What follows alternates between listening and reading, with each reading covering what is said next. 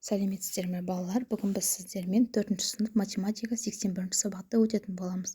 Сабақтың тақырыбы шамалар арасындағы тәуелділікке есептер шығару және дөңгелек диаграмма.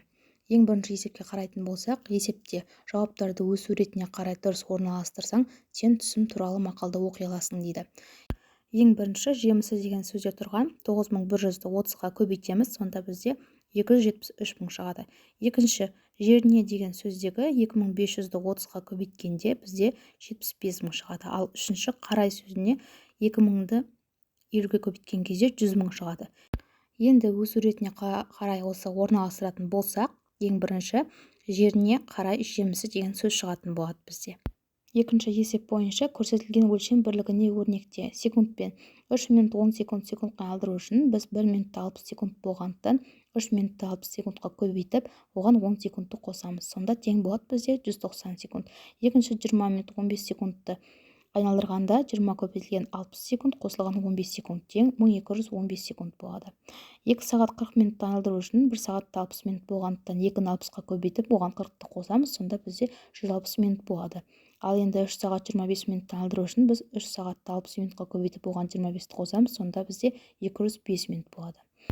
Әрі қарай бізде килограммен 4 тонна 9 килограмм, ол бізде 4009 килограммға тең болады.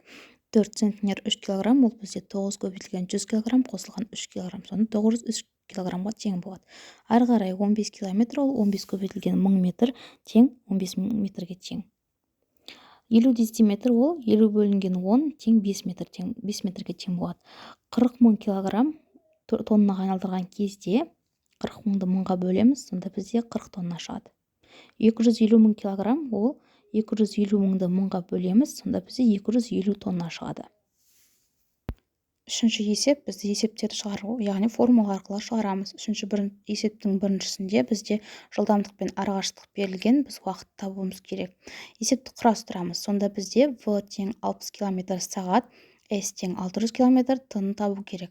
T-ны табу үшін біз S-ті V-ға бөлеміз. Сонда T тең 600 бөлінген 60, ол тең 10 сағатқа. Яғни есептің жауабы T тең 10 сағат. Екіншісі, бізде жылдамдықпен уақыт берілген, біз керісінше осы арақашықтықты табуымыз керек. Арақашықтықты табу формуласы бізде S тең V көбейтілген T. Сонда біз мынау 50 км сағатты 6 сағатқа көбейтеміз. 60-қа көбейтсек 300 км. Яғни есептің жауабы бізде S тең 300 км. Есептің үшіншісінде бізде уақытпен арақашықтық берілген, біз жылдамдықты табуымыз керек. T тең 12 сағат, S тең 840 км, V тең белгісіз. Енді V-ны табу үшін S-ға бөлеміз, сонда 840-ты 12-ге бөлген кезде бізде 70 км сағат шығады. Яғни есептің жауабы V тең 70 км сағат. Бізде төртінші есеп диаграммаға қара және сұрақтарға жауап бер. Бізде диаграмма берілген 4 бөлікке бөлінген, онда ашық күндер сары түспен, күлгін түспен жаңбыр, қар көк түспен және бұлтты күндер бізде сұр түспен белгіленген. Бірінші сұрақ бізде А, яғни бір жыл ішінде қандай күндер бәрінен көбірек дейді. Бұл диаграммада тең жарты бөлікті алып тұрған сары түсті, яғни ашық күндер. Енді бір жылдағы жалпы күн санының қандай бөлігі ашық күндер, бұлтты күндерші және қарлы күндерші дейді. Бізде бір жылдағы жалпы күн санының ашық күндер бөлігі ол 2-ден 1 бөлігі, яғни тең жартысын алып жатыр. Одан кейінгі 4-тен 1 бөлігі бұлтты күндер болса, 8-ден 1 бөлігі қарлы күндер болады. Жылына шамамен қанша күн бұлтты дейді. Енді біз осы бұлтты күндер 4-тен 1 бөлігі болғандықтан, бір жылда 365 күн бар, сонда біз 365 4-ке бөлеміз, сонда бізде 90 және қалдық біреу қалады. Бір жылдағы жауын-шашынды, яғни жаңбыр, қар және жауын-шашынсыз бұлтты күндерді салыстыр дейді. Олар бізде тең болады.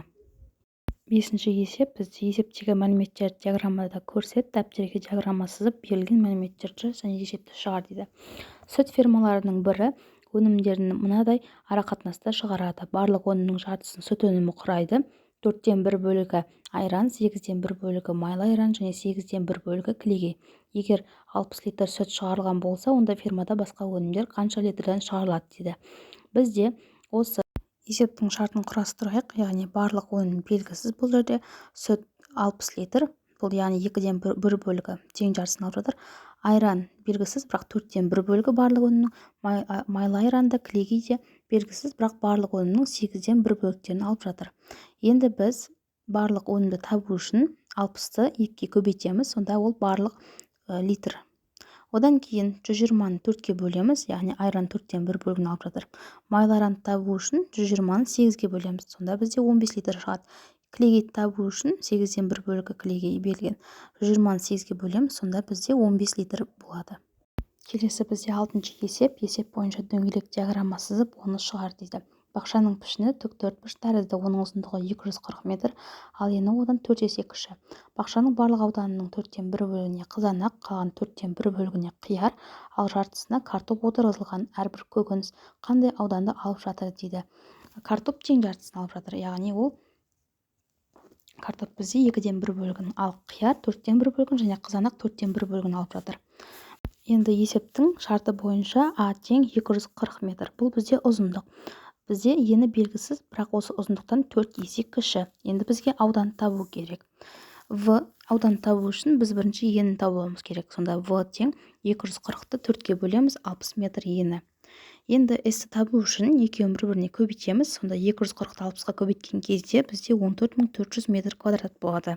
Енді біз әрбір көкөністің алып жатқан аудандарын табамыз. Бізде қызанақ 4-тен 1 бөлігін алып жатыр. Яғни осы 14400 4-ке бөлеміз, сонда 3600 метр квадратты құрайды. Екінші, бізде қияр 4-тен 1 бөлікті алып жатыр, осы бүкіл аумақтың. Яғни 14400 4-ке бөлсек, бұл жерде де 3600 метр квадрат шығады. Келесі бізде картоп. Картоп бізде 14400-ді 2-ке бөлеміз, яғни ол 2-ден 1 бөлікті алып жатқандықтан. Сонда бізде 7200 метр квадратты құрайды. Келесі есеп бізде бөлуді орында. Ең біріншісі 200-ді 41 мыңға көбейтеміз, бізде 8 миллион 200 мың шығады. 3200-ді 20 мыңға көбейткенде 64 миллион болады.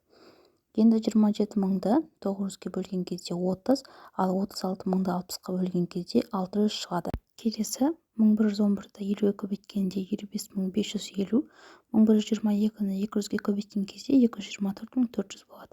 Және 72 мыңды 9 мыңға бөлгенде 8, одан кейін 444-ті 2 мыңға көбейткен кезде 888 мың болады. Енді әрі қарай үшінші бағам бойынша 12300-ді 20-ға көбейткенде бізде 246 мың, ал 3210-ды 3-ге көбейткенде 963 мың, одан кейін 33900-ді 300-ге бөлген кезде 113, және 880 мыңды 80-ге бөлген кезде, яғни 11 мың шығады. Келесі бізде 8-ші есеп. Кесте бойынша есеп құрастыр, олардың әрқайсысына 2 кері есептен құрастыр деп тұр. Бізде баға мен құн берілген, сонда заттың санын табу керек. Яғни есепті құрастыратын болсақ, біз бұл жерде мысалы былай алсақ, бір ойыншық 2500 теңге төленді 5000 теңге деп алатын болсақ, сонда сатып алынған қанша данасын табу керек. Шешуі 5000-ді 2500-ге бөлеміз, сонда 2 данасы сатып алды жауабы. Енді оған кері есепті құрастыратын болсақ, мысалы бір ойыншықтың бағасы 2500 теңге. Сонда 2 ойыншықтың бағасын табу керек. Біз 2500-ді 2-ге көбейтеміз, жауабы 5000 теңге болады. Оған кері есеп 2 ойыншықтың бағасы 5000 теңге. Сонда бір ойыншықтың бағасын табу керек. Шешуі 5000-ді 2-ге бөлеміз, 2500 теңге. Жауабы 2500 теңге болады. 8-ші есептің екіншісі бойынша бізге сан және құн берілген, бағаны табу арқылы есеп құрастырамыз. 3 кітап бізде 2100 теңге, бір кітаптың бағасын табу керек. Сонда шешуі 2100-ді 3-ге бөлеміз, есептің жауабы 700 теңге болады. Оған кері есеп, мысалы бір кітапты 700 теңге деп алатын болсақ, 2100 теңгеге қанша дана кітап ала аламыз? Яғни шешуі 2100-ді 7-ге бөлеміз, сонда жауабы 3 дана кітап ала аламыз. Үшінші бізде, яғни тағы да бір екінші кері есеп, бір кітаптың бағасы 700 теңге, сонда 3 кітаптың бағасы неше теңге? Яғни шешуі 700-ді 3-ге көбейтеміз, жауабы 2100 теңге болады. 8-ші есептің үшіншісі бойынша бізге баға мен сан берілген, құнды табу керек. Мысалы бізде бір сөмке деп алатын болсақ, бір сөмкенің бағасы 3800 теңге. Енді біз осындай 90 мың сөмкені неше теңгеге аламыз? Яғни шешуі 3890-ға көбейтеміз, 342 мың теңге болады. Енді екінші кері есеп, бізде бірінші сөмке 3800 теңге, ал 342 мың теңгеге қанша сөмке ала аламыз?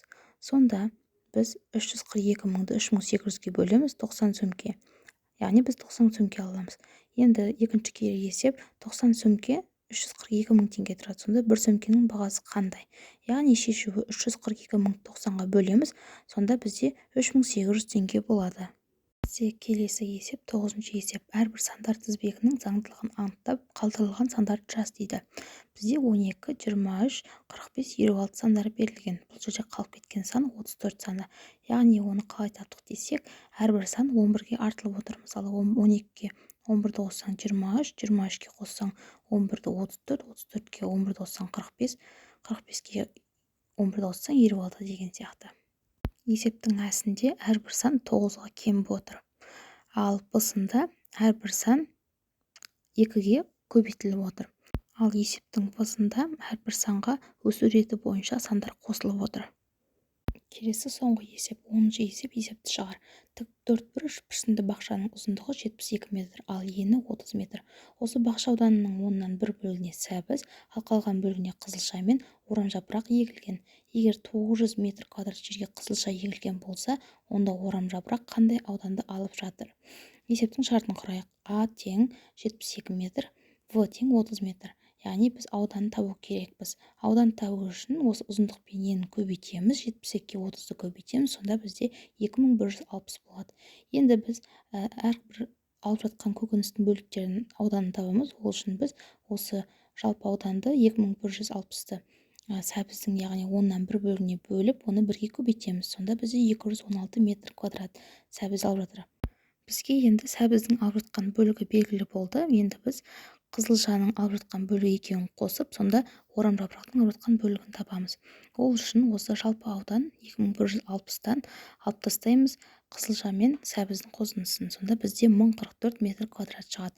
Яғни есептің жауабы орамжапырақ 1044 метр квадрат ауданды алып жатыр. Міне балалар, осымен бүгінгі біздің 81-ші сабағымыз аяқталды. Видеоны ұнап жатса лайк басыңыздар. Келесі сабақтарды жоғалтып алмас үшін міндетті түрде каналыма тіркеліңіздер.